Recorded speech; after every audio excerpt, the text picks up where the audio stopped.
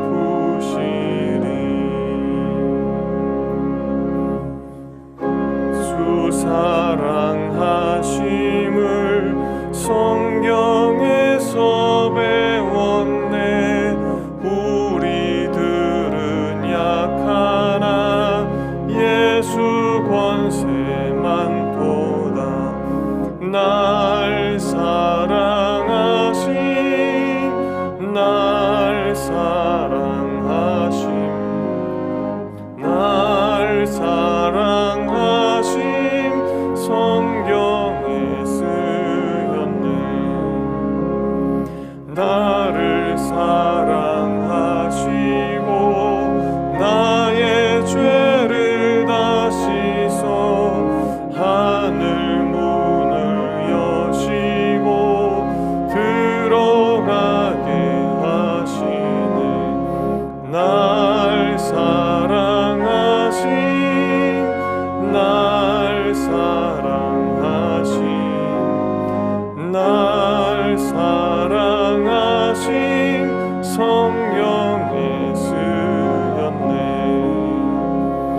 내가 연약할수록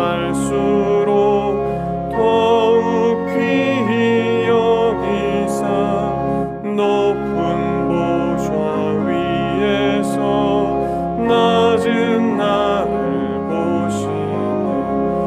날 사랑하신 날 사랑하신 날 사랑하신 성령에 쓰였네. 세상 사는 동안에 나와 함께 하시고 세상 떠나가는 날 천국 가게 하소서. 날 사랑하신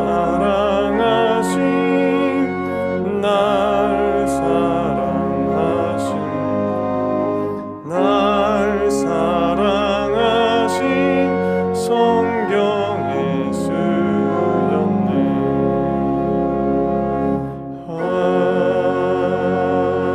아멘.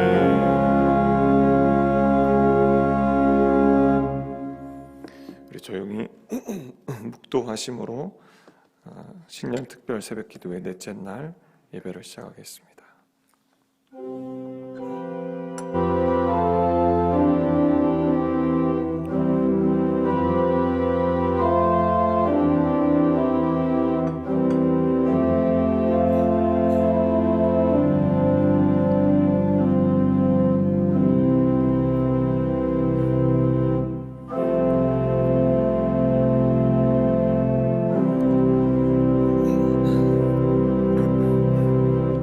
여호와는 나의 목자시니 내게 부족함이 없으리로다. 그가 나를 푸른 풀밭에 누이시며 쉴만한 물가로 인도하시는도다. 내 영혼을 소생시키시고 자기 이름을 위하여 의의 길로 인도하시는도다. 내가 사망의 음침한 골짜기로 다닐지라도 해를 두려워하지 않을 것은 주께서 나와 함께 하심이라. 주의 지팡이와 막대기가 나를 안위하시나이다. 주께서 내 원수의 목전에서 내게 상을 차려주시고 기름을 내 머리에 부으셨으니 내 잔이 넘치나이다.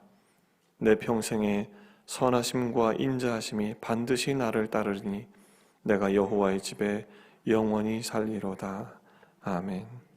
거룩하신 아버지 하나님, 주님이 우리의 주인 되심을 감사드리며 이 새벽에 주님 앞에 찬양과 영광을 올려드립니다. 우리의 인생을 주관하시고 인도하시고 그리고 선하고 복된 길로 하나님 이끌어 주시기를 원하시는 주님의 마음을 오늘도 알게 하시고 오늘도 보게 하시고 그 주님 안에 온전히 거할 수 있도록 인도하여 주시옵소서. 말씀과 기도와 찬양 가운데 성령 하나님을 경험할 수 있도록 은총을 베풀어 주시옵소서. 감사드리며 예수님의 이름으로 기도하옵나이다. 아멘. 찬송가 569장 찬송하신 후에 이종환 집사님 기도 인도하시겠습니다.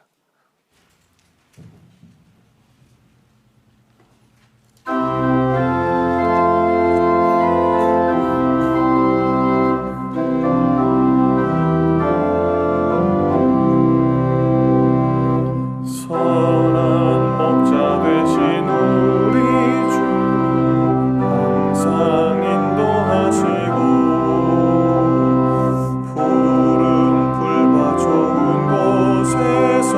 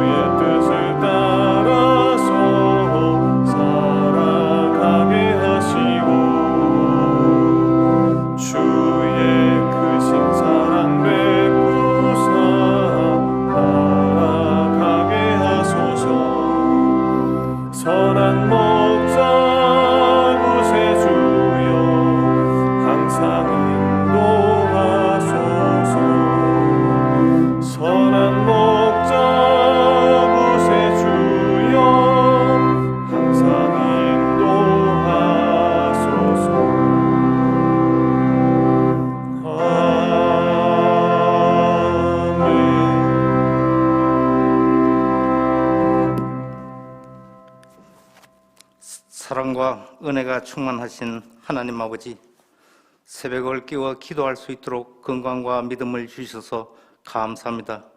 하지만 그동안 코로나19를 핑계 삼아 세상의 안위를 추구하고 주님께 엎드려 기도하는 데는 게으르고 나태하여 말씀을 가까이 하지 못했음을 회개하오니 용서하여 주시옵소서. 하나님 아버지, 이번 특별 새벽 기도회를 통해 더욱 간절히 기도하게 하시고 주시는 말씀을 겸손한 마음으로 믿으며 은혜 안에 거하여 하늘의 산 소망을 가지고 살아갈 수 있게 하여 주시옵소서. 올 한 해는 보라 내가 새 일을 행하리니 광야의 길을 사막의 강을 내리라는 아버지의 말씀을 붙들고 나아가고자 합니다. 이 말씀에 의지하여 지혜롭게 한 해를 살게 하여 주시고 기도로 부르짖는 심령마다 축복하시어 가장 좋은 것으로 응답하여 주시옵소서. 또한 우리 대학교의 담임 목사님께도 하나님의 사역을 잘 감당할 수 있도록 크신 능력과 강건함을 더하여 주시고 협동 목사님들과 전도사님께도 같은 능력을 주시옵소서. 하나님 아버지, 이 어둡고 혼란한 나라를 불쌍히 이기시고 회개하게 하시어 아버지의 사랑으로 밝게 비추어 하나 되는 은총을 베풀어 주시옵소서. 또한 믿음의 장제원 집사를 굳건히 세워주셔서 깨끗하고 바른 정치가 되어 믿음으로 세상을 거슬러 이길 수 있는 힘을 더하여 주시옵소서. 하나님 아버지, 민석동산에 우뚝 세우신 동수학원을 축복하여 주시고 동수학원의 사명을 온전히 이끌어 감당할 수 있도록 설립자 이사장님의 건강을 영육간에 강건하게 지켜주시옵소서. 또한 동수학원 산하 총장님들께도 어려운 입시와 학교 운영을 슬기롭게 극복할 수 있도록 지혜를 베풀어 주시고 인도하여 주시옵소서. 사랑의 하나님 아버지, 가정의 문제, 건강의 문제, 경제적인 문제, 신앙의 문제로 어려움을 겪고 있는 성도들이 간절히 부르짖는 기도를 불쌍히 여기시고 모든 무거운 짐이 해결되고 치유되어 역사하시는 하나님의 놀라운 능력이 임하게 하여 주시옵소서.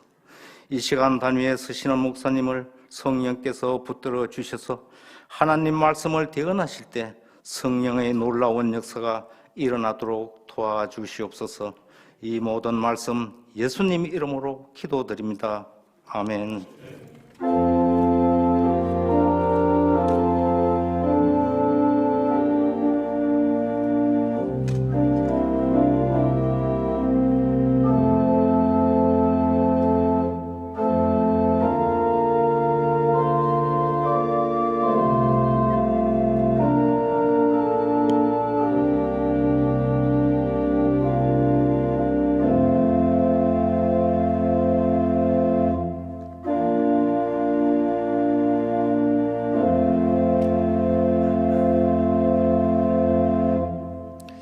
하나님의 말씀은 로마서 7장 22절로 8장 2절의 말씀입니다. 로마서 7장 22절로 8장 2절의 말씀입니다.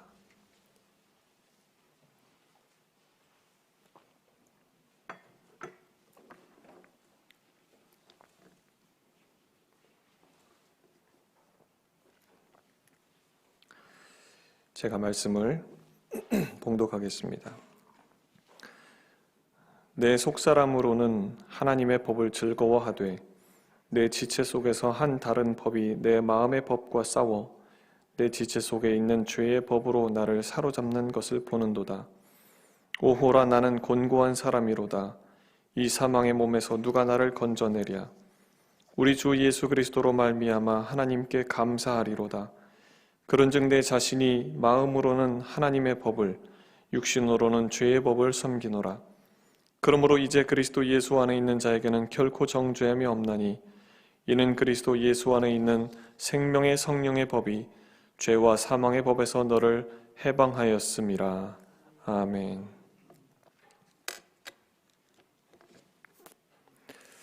제가 천목회지에 부임해서 첫 예배를 드리고는 망연자실했던 기억이 있습니다. 왜냐하면 하나님이 부르신 그 목회길에 번듯하고 또 대단해 보이는 그런 목회를 시작하게 될 줄 알았기 때문입니다.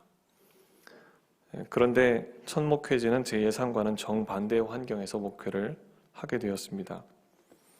교회 건물은 30평짜리 조립식 판넬 건물인데 조립식 초기 모델이어서 단열도 잘 안 되고, 또 건축 전문가가 지은 게 아니고 목사님이 눈대중으로 이렇게 자재를 가지고 와서 지은 건물이라 허술하기 짝이 없는 그런 건물이었습니다. 여름이면 이제 비가 많이 오고 이렇게 되면 바닥이요 10cm가 떠버리는 겁니다. 물이 이렇게 올라와가지고. 뭐 그것을 이제 그 건물을 예배당, 사택, 교육관 이렇게 3등분 해가지고 쓰던 건물이었기 때문에 얼마나 볼품없는 건물인지는 여러분 충분히 상상하실 수 있을 것입니다. 또 성도님들도 까막눈 할머니, 또 정신장애인 2분, 청각장애인 1분, 관절염이 심해서 20m도 이상 걷지 못하는 할아버지, 또 할머니, 또 술을 먹기 시작하면 1주일이고 2주일이고 술만 잡수시는 할머니 1분, 그렇게 7분의 성도가 전부였습니다. 그래서 첫 예배를 드리고 하나님 왜 저를 이런 곳에 보내셨습니까? 기도 아닌 불평을 내뱉으면서 하나님 차라리 원래 있던 그 교회 대전에 교육전도사로 계속 있는 게 더 낫지 않을까요? 거기는 제가 오기 직전까지 15명의 학생들을 30명으로 부흥시키고 있었고, 또 서너 명 모이던 청년부를 10명으로 부흥시키던 차였는데 왜 저를 이곳에 보내셨느냐며, 제가 그곳이 제가 필요한 곳이 아닙니까? 거기 내가 있어야 할 곳이 아닙니까? 하면서 제가 그런 기도를 입 밖으로 내뱉고 있는 그 순간 제가 그렇게 기도하고 있다는 제 자신을 보고 깜짝 놀랐습니다. 제가 얼마나 교만했는지 모릅니다. 네, 갑자기 이상한 소리가 나네요. 얼마나 그때 교만한지 그걸 깨닫고 울면서 회개했던지 모릅니다. 청년부, 청소년부 부흥시키는 것을 내가 했습니다라고 하면서 하나님 앞에 기도하고 있는 제 자신을 보면서 참 교만하구나. 그 교만이 얼마나 부끄럽던지 쥐구멍이 있다면 들어가고 싶은 그런 심정이었습니다. 왜냐하면 사실 그 교회에 제가 들어가게 된 것도 제가 원해서 들어간 것이 아니었기 때문입니다. 하나님의 철저한 인도하심, 섭리하심에 따라서 제가 들어갔고, 그러나 저는 다만 순종했을 뿐이고 하나님이 부흥을 주신 것인데 그 부흥을 제가 했다고 착각하고 제가 고백을 하고 있던 제 모습을 본 것이죠. 여러분, 오늘 본문의 말씀은 바울 사도의 말씀입니다. 바울 사도는 여러분 잘 아시는 것처럼 바울은 옥에 사람들, 예수 믿는 사람들을 잡아놓고 때로는 죽이려고 맹렬하게 달려들기도 했던 그런 사람이었습니다. 그러던 그가 예수 믿는 자를 또 잡기 위해서 다마스커스로 가던 도중에 빛과 음성으로 주님을 만나게 되지요. 그런 극적인 체험을 하면서 전혀 달라지는 인생의 향방이 완전히 바뀌는 그런 사람이 되는데, 그렇게 된 이후로 바울은 예수님과 함께 살아가는 삶을 삽니다. 그리고 철저하게 자기를 예수님께 드려서 자기를 예수님의 종으로, 노예로 그렇게 살아갑니다. 20여 년의 사역을 하면서 여러 다른 지역에 편지를 많이 썼습니다. 그런데 로마에 있는 성도들에게는 편지를 쓸 생각을 전혀 하지 못했습니다. 왜냐하면 거기는 자신이 사람들을 전도하고 가르치기에 교회가 세워질 만큼 할 수 있는 형편이 아니었습니다. 갈 때마다 묶여서 갔지요. 죄수 신세로 갔지요. 가택연금 됐지요. 이러니까 거기서 교회가 된다고 하는 생각, 그리고 그 교회를 향해서 내가 편지를 보낼 수 있다는 생각을 못했습니다. 그러다가 아마도 누가의 권면으로 편지를 쓰게 되지 않았나 싶은데요. 거의 사역의 중후반기에 쓴 편지에 오늘 로마서 본문에 참 재미있는 표현이 나옵니다. 7장 먼저 14절을 한번 보시겠습니다.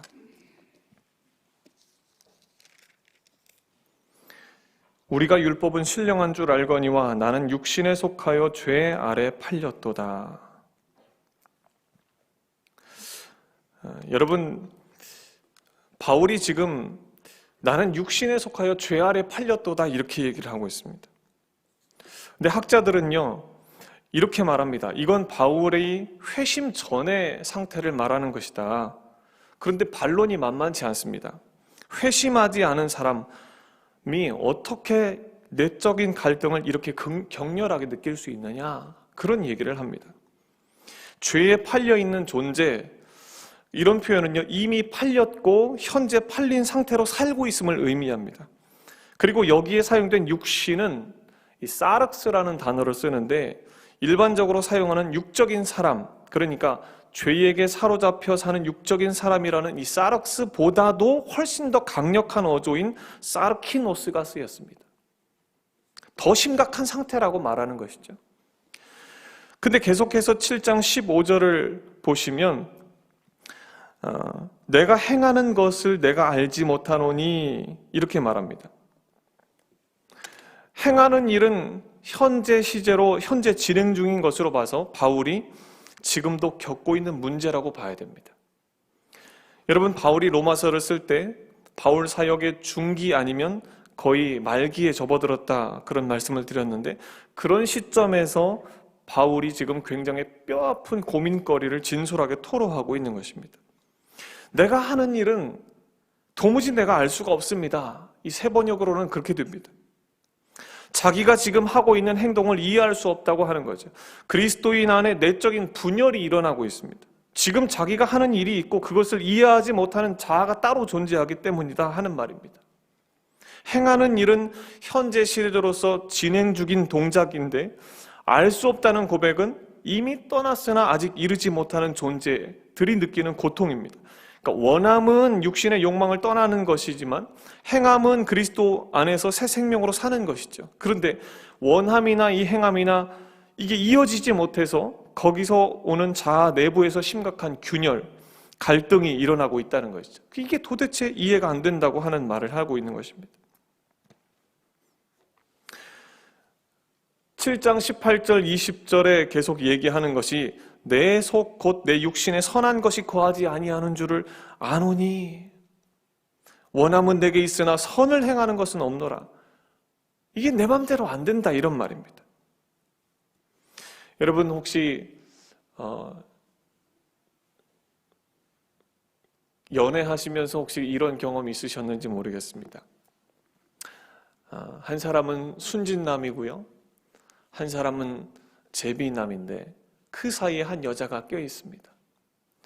여러분이라면 누구를 선택을 하겠습니까? 순진남을 선택을 하시겠습니까? 아니면 굉장히 내 마음을 잘 알아서 기쁘게 해줄 수 있는 그런 제비남을 선택을 하시겠습니까?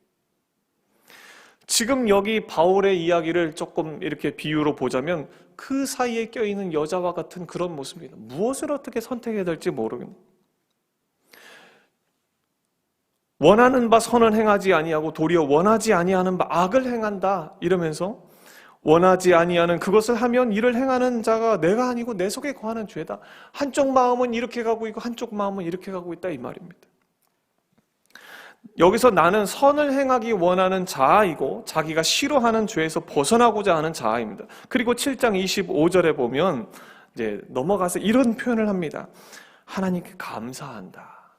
또한 하나님께서 건져주실 것이라는 희망을 가지고 있다 하는 것이죠.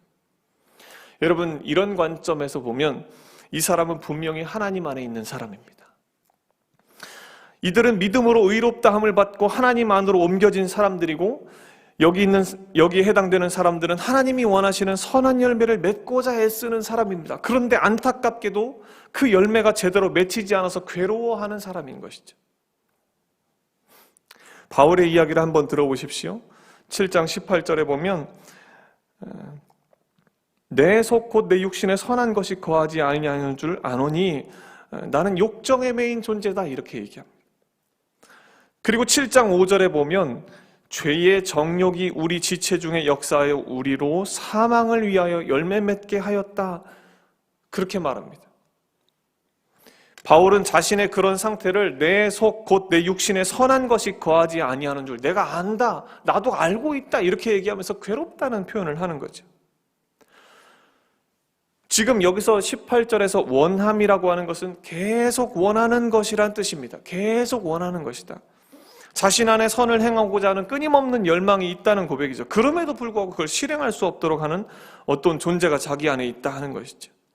그러면서 21절에 가면 이렇게 두 가지로 정리를 합니다. 법칙이 있구나, 법칙이. 법칙을 발견했다.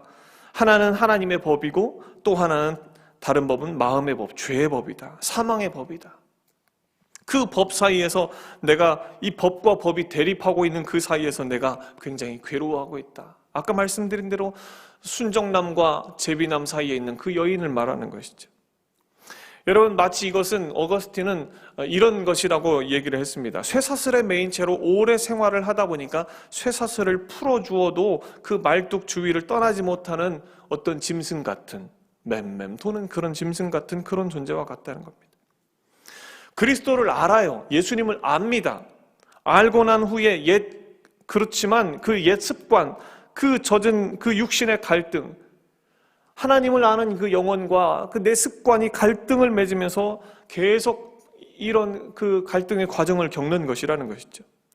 하나님의 법이고 습관의 법이라는 것입니다. 두 법이 만만치 않게 대립하고 있습니다. 서로 비등하여서 자기 의지로는 선택이 불가능한 것을 알았다고 바울은 그렇게 고백을 합니다. 내 속사람으로는 하나님의 법을 즐거워하되 내 지체 속에서 한 다른 법이 내 마음의 법과 싸워서 내 지체 속에 있는 죄의 법으로 나를 사로잡아 오는 것을 보는도다. 사로잡는다. 여러분, 이 말은요, 포로로 잡아 종으로 만들고 놓아주지 않는 상태를 말합니다. 근데 그 포로로 잡아놓고 놓아주지 않는 법은 죄의 법이죠. 그것만 제거하면 됩니다. 그런데 그 법을 제거할 방법이 없는 겁니다. 그것만 제거하면 우리의 하나님의 법을 즐거워하는 우리의 영혼이 마음대로 하나님께로 마음껏 달려갈 수 있을 텐데 이게 안 된다는 거죠. 그래서 바울은 이미와 아직 아닌 상태에 끼어 있는 존재라고 말합니다. 옛 주인에게서 해방되어서 그리스도에게 속한 자가 되었지만 아직도 옛 주인에게서 자유롭게 벗어나지 못하는 존재인 것을 깨달았다는 것이죠. 어거스틴은 이걸 가지고 기독교인의 투쟁이다 이렇게 말합니다. 이 괴리를 어떻게 극복하고 거룩한 땅으로 옮겨갈 수 있을까 하는 질문을 해보고 싶은 거죠. 근데 바울조차도 이 사망의 몸에서 누가 나를 건져내랴라고 그렇게 탄식을 하고 있습니다. 거기서 빠져나오기에는 내 영혼이 힘이 약하다. 해산할 날이 가까웠지만 해산할 힘이 없다.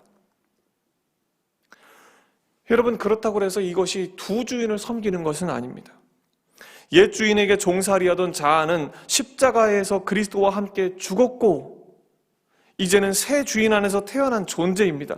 그러나 아직 옛 습관에 완전히 해방되지 못한 상태를 말하는 것이죠. 여러분, 도박이나 알코올이나 섹스에 중독된 사람들이 마음으로는 그것에서 떠났지만 자기도 의식하지 못하는 채 기회와 조건만 되면 다시 그 자리로 돌아가는 그런 모습을 보이는 것과 같다 할 수 있겠습니다. 그래서 로마서 7장 24절에 바울이 이런 고백을 하는 거죠. 오호라, 나는 곤고한 사람이로다.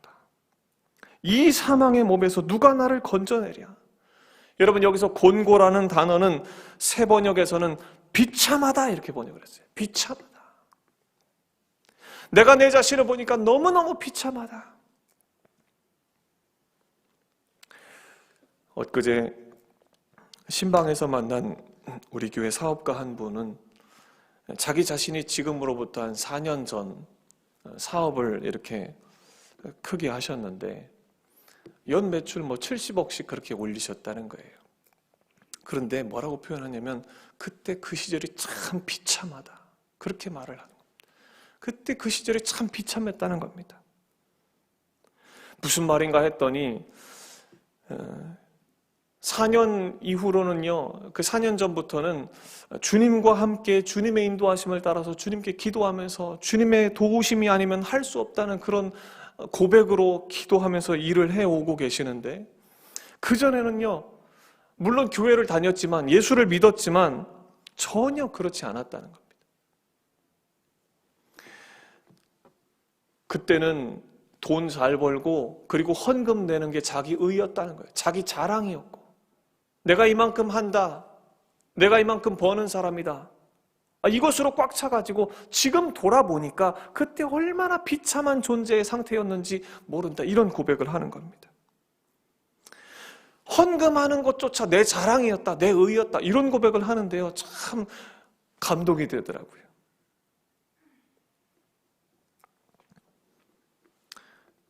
여러분, 병들어 죽게 되었다가 하나님께 얼굴을 벽으로 향하고 눈물로 기도해서 하나님의 은혜로 15년 생명 연장받았던 히스기야.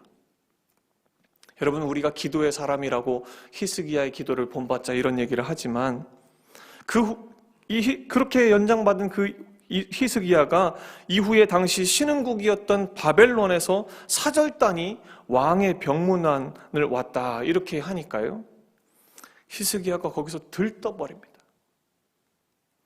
아니, 바벨론이라는 나라, 큰 나라가 이렇게 작은 나라 왕에게 병문안을 오다니요, 사절단이 오다니요, 이게 참. 그러면서 너무 들떠가지고 뭘 하냐면 자기 나라에 있는 보물 창고를 다 열어서 다 보여줍니다. 무기고 열어서 다 보여주고요, 내탕고 안 보여주는 게 없이 다 보여주고 자랑을 했습니다. 그 이사야가 나중에 찾아와가지고 묻습니다. 어디서 왔습니까? 바벨론에서 사제들이 왔습니다. 사절단들이 왔습니다. 뭘 보여줬습니까? 안 보여준 게 없습니다. 다 보여줬습니다. 이사야가 거기서 하는 말이 이겁니다. 이보시오, 당신 그걸 다 보여주면 어떡하냐고. 그거 나중에 바벨론이 와가지고 다 가져갈 거라고. 그걸 다 보여주고 있냐고. 여러분, 히스기야의 신앙을 잘 보면 처음에는 참 잘하는 것 같습니다. 그런데 시간이 가면 갈수록 자기 자랑밖에 남지 않는 거예요. 자기 의밖에 남지 않는 거예요. 여러분, 이런 상태에서 우리는 어떻게 해야 됩니까? 바울은 여기서 뭔가를 깨닫습니다. 우리 주 예수 그리스도로 말미암아 하나님께 감사하리로다. 이 상태를 탄식하면서 하나님께 감사하리로다 7장 25절에 그렇게 말합니다. 바울이 바라보던 시선이 바뀌는 것이죠. 이전까지는 사망의 몸을 바라보았습니다. 그러나 이제는 예수 그리스도를 바라봅니다. 우리 주 예수 그리스도라고 말합니다. 여기서 주는요, 로마서 1장 1절에 자기가 고백한 그 주인입니다. 예수 그리스도의 종 된 나 바울은 이렇게 얘기하거든요. 노예된 바울이라 이 말입니다. 그 주인을 생각했다는 것은 곧 다메섹에서 죄의 법이나 사망의 몸에서 자기를 건져주신 주 예수 그리스도의 은혜를 생각했다는 말입니다. 그리고 지금까지 자기를 인도해 오신 그 하나님을 생각했다, 그 주님을 생각했다, 그 말입니다. 거기로부터 희망이 떠오르기 시작을 하는 것입니다. 자기는 할 수 없다, 그러나 그분은 하실 수 있음을 발견한다, 그 말이죠. 그래서 예수 그리스도로 말미암아 하나님께 감사하리로다라고 부르짖습니다. 근데 예수 그리스도 앞에 우리 주라는 말을 덧붙였습니다. 자기만 건져주실 것이 아니라 예수 그리스도를 주라고 고백하는 모든 사람에게 승리를 주신다는 것을 강조하고 있습니다. 근데 여러분, 여기서 칼빈의 말을 잠깐 들어보면 이렇게 말을 했습니다. 바울 사도가 이 말씀으로 우리에게 가르치고 있는 것은 우리는 육신으로 더불어 투쟁해야 할 뿐만 아니라 우리 자신 속에서와 하나님의 면전에서 우리의 불행한 상태를 계속적으로 애통하고 비탄해야 한다는 점입니다. 여러분, 놓치지 말아야 할 것은 사실 하나님 앞에 우리 자신을 보면서 우리 자신의 형편을 솔직하게 인정할 수 있어야 된다, 직면할 수 있어야 된다 하는 것이죠. 그리고 애통하고 비탄해야 된다. 그리고 여러분 8장 1절로 가서 보시면, 그러므로 이제 그리스도 예수 안에 있는 자에게는 결코 정죄함이 없나니 이렇게 말합니다. 그러므로 이제 이 두 개의 단어로 시작을 하는데 이전 진술과는 전혀 다른 세계 이야기가 시작되는 것을 알리는 신호입니다. 여러분, 원어 성경에는 그러므로 이제 다음에 바로 나오는 것이 정죄함이 결코 없다, 이런 선언으로 나옵니다. 정죄함이 결코 없다는 선언은 누가 나를 건져주시겠습니까? 하는 그 호소의 부르짖음에 대한 응답으로 주어진 것이죠. 그리스도 예수 안에 있는 자에게란 설명이 붙습니다. 여러분, 이런 선언은 예수 그리스도 안에 있는 자들에게 주는 선물이라고 밝히는 것입니다. 여러분, 예수 그리스도 안에 온전히 거하시기를 축원합니다. 그리스도 안에 있는 사람은 하나님 안으로 들어가서 화평을 누리고 있는 사람을 말하는 것이죠. 그리스도 안에 들어가는 것은 우리 마음대로 들어가는 건 아닙니다. 그리스도 편에서 받아주셔야 된다는 의미가 내포되어 있습니다. 이걸 믿음이라고 표현할 때도 내가 믿는다 해서 될 일이 아니라는 것입니다. 여기서 믿음은 하나님께서 인정해 주시는 믿음이어야 한다는 것입니다. 히스기야가 기도할 줄 알았지만 정말 그리스도 안에 들어간 존재, 하나님과 화평을 누리는 존재라고 말하기는 어려울 것입니다. 하나님이 인정해 주시는 믿음은 아니라고 볼 수 있을 것입니다. 루터가 구원의 문제로 괴로워하고 있을 때 그 친구이자 선배인 슈타우피츠에게 이런 조언을 들었는데 이것이 굉장히 엄청난 영향을 끼쳤다고 이렇게 말합니다. 자신을 바라보는 일을 멈추고 도리어 그리스도를 바라보라.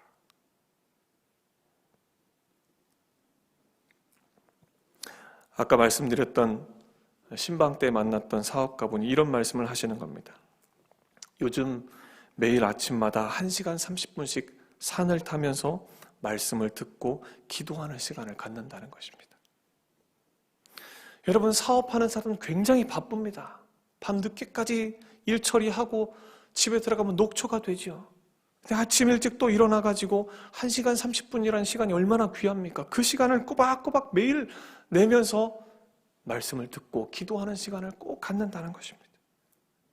하나님이 아니면 사실 하룻밤도 편히 잘 수 없다는 걸 알기에 매일매일 하나님과 교제하는 시간은 갖는다는 그런 말씀을 들었습니다. 가끔 잠을 못 잘 때도 있대요. 왜냐하면 내일 당장 돈이 급하게 필요한데 지금 통장에 잔고가 하나도 없는 날이 많은 거죠. 그럴 때만 되면 밤잠을 설친다는 겁니다. 월급날이 다가오는데 돈은 안 들어오거나 그 밖에 돈이 당장 필요한데 잔고가 없을 때. 근데 하나님께 기도하면 기가 막힌 타이밍에 공급하시는 하나님을 경험한다고 하면서 요즘에는 자주 그런 경험을 한다는 거예요. 그러면서 이런 결론에 이르렀습니다. 그분께 맡기면 되는구나. 걱정도 염려도 그분께 맡기면 되는구나. 여러분, 우리가 걱정할 게 무엇이 있습니까? 우리가 염려할 게 무엇이 있습니까? 그거 한다고 해서 여러분 우리가 키를 키울 수 있습니까? 뭘 할 수 있습니까? 아무것도 할 수 없습니다. 하나님께 맡기고 기도하는 것뿐입니다.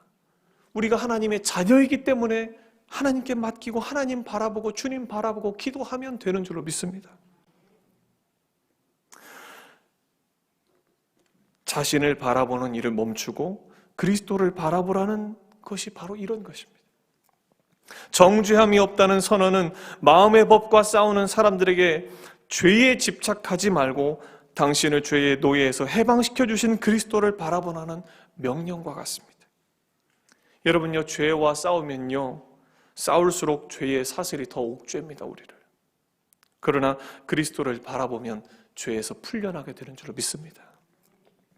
이게 바로 그리스도 안에서 살아가는 그리고 화평을 누리는 사람의 모습이 아닌가 싶습니다. 바울은요, 로마서를 쓰면서 주제가 이렇습니다.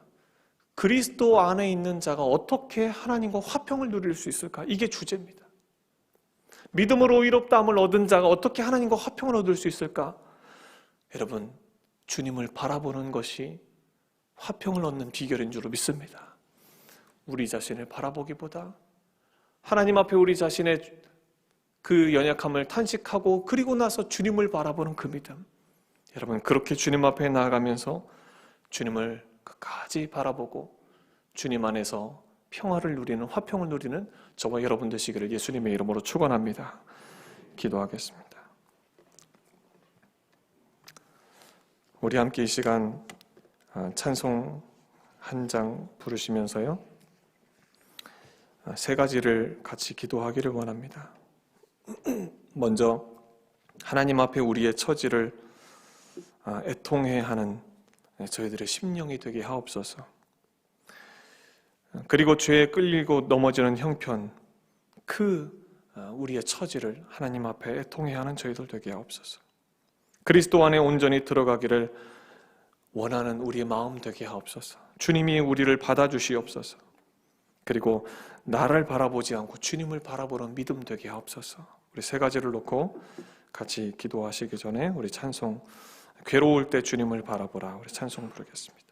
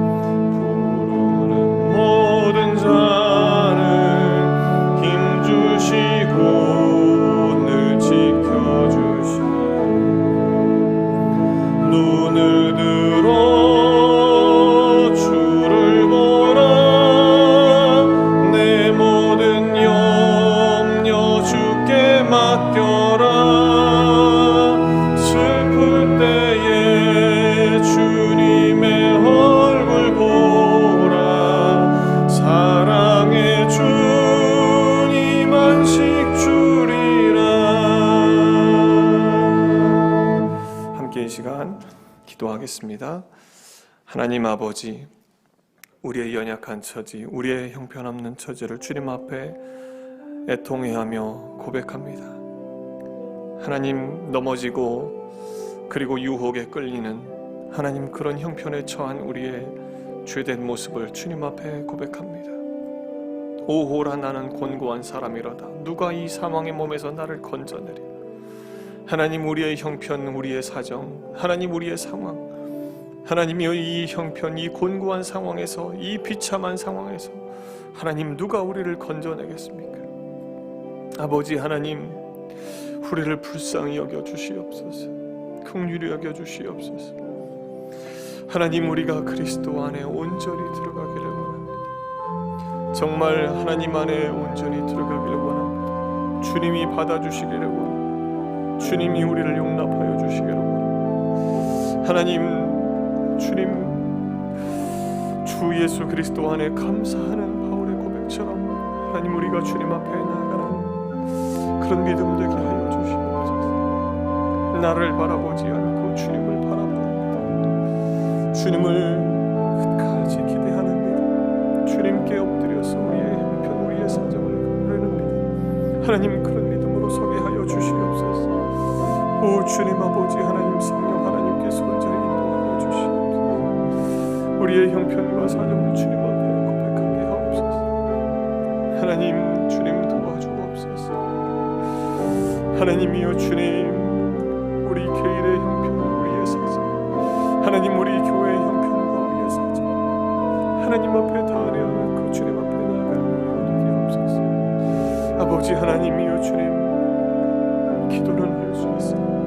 그러나 하나님이여, 주님 앞에 우리의 형편을 보지 못했던 이스기와 같은 존재가 되지 않게 하시고, 하나님을 바라보는 자가 되게 하시고, 하나님을 바라보고 하나님께 모든 우리의 형편을 알고 직시하고, 하나님이여, 주님, 분명하게 주님 앞에 나아가는 우리가 되게 하옵소서.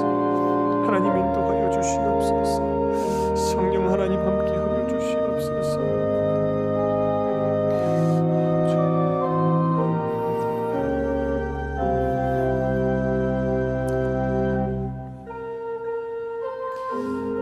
번 더 기도하실 때에 우리 동서대학과 부산 디지털대학 위에서 같이 한번 기도하겠습니다. 동서대학 디지털대학의 우리 청장님 또 보직자 교수들 직원들이 하나 될 수 있도록 위해서 기도해 주시고, 또 신입생 모집을 위해서 많은 학생들이 이 학원에 와서 공부할 수 있도록 위해서 기도해 주시고, 학생들의 신앙과 실력 향상을 위해서도 기도해 주시기를 바라고요. 3주기 진단 평가를 위해서도 같이 기도해 주시기를 바라겠습니다. 기도하겠습니다. 거룩하신 아버지 하나님, 연약하고 부족한 저희들의 고백, 저희들의 기도를 들어주시는 하나님 감사합니다.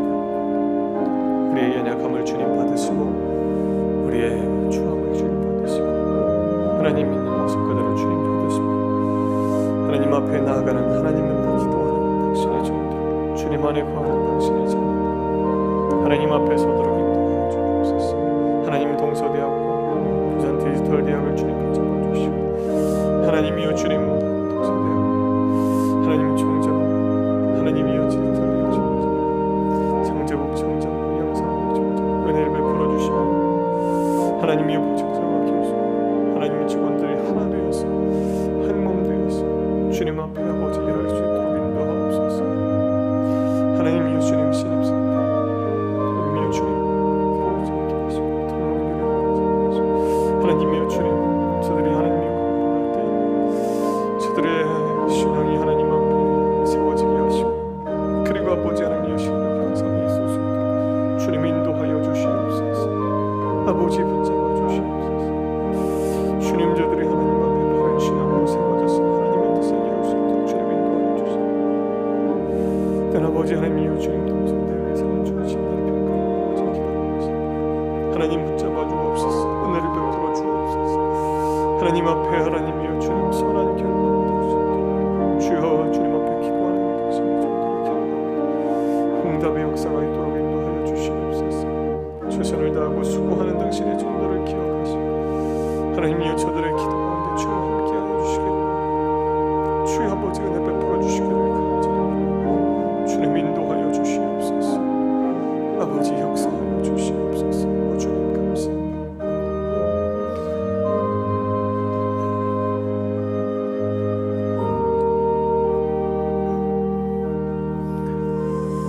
거룩하신 아버지 하나님, 은혜를 감사합니다. 하나님, 우리의 형편과 우리의 처지가 예수 그리스도를 믿는다 하면서도 여전히 죄에 빠지고 여전히 죄에 넘어지는 하나님, 그런 부족한 형편임을 고백합니다. 주님, 우리의 죄를 용서하여 주시옵소서. 우리의 허물을, 우리의 연약함을 용서하여 주시옵소서. 주님 앞에 우리가 어떻게 이 하나님 죄의 자리에서, 이 빠진 웅덩이에서 빠져나올 수 있을 것이겠습니까? 우리 힘으로 할 수 없사오니 주님께서 은혜를 베풀어 주시고 주님께서 건져 주시옵소서. 주님께 들어가는 자가 되게 하시고 주님 안에 거하는 자가 되게 하시고 온전히 주님과 동행하는 삶을 살아갈 수 있도록 주님 인도하여 주시옵소서. 나를 바라보기보다 주님을 바라보는 믿음으로 주님 앞에 서도록 주여 역사하여 주시옵소서. 우리의 눈을 열어주시고 우리의 생각을 열어주시고 우리의 마음을 열어주셔서 날마다 하나님께로 모든 것을 향할 수 있도록 주여 축복하여 주시옵소서. 하나님, 대학에 어려움들이 있습니다. 그러나 주님 앞에 이 어려운 형편을 내어놓습니다. 하나님께 맡깁니다. 주님 받아주시고 주여 용납하여 주시고 주님께서 만져주시고 주님께서 은혜를 베풀어 주시옵소서. 하나님, 광야에 하나님 그리고 사막에 하나님 물이 없고 길이 없어서 하나님 가란 심령들에게 하나님이여 길을 허락하시고 물을 허락하셔서 하나님의 놀라운 능력과 은혜 가운데 하나님 날마다 충만한 평안 가운데 살아갈 수 있도록 주님 인도하여 주시옵소서. 우리의 모든 형편을, 우리의 내적인 형편, 외적인 형편들을 다 주님께 맡기오니 주님 주장하여 주시기를 간절히 바라옵고 우리 주 예수 그리스도 이름으로 감사하며 간절히 기도하옵나이다. 이제는 우리 주 예수 그리스도의 은혜와 하나님 아버지의 무한하신 사랑하심과 성령님의 감화 감동하시는 그 은총이 하나님 앞에 모든 것을 내어 맡기고 주님을 끝까지 바라보기를 마음에 다짐하는 당신의 종들 머리 위에, 동서학원과 이 나라 이 민족 위에 이제로부터 영원토록 함께 계시옵기를 우리 주 예수 그리스도 이름으로 간절히 축원하옵나이다. 아멘.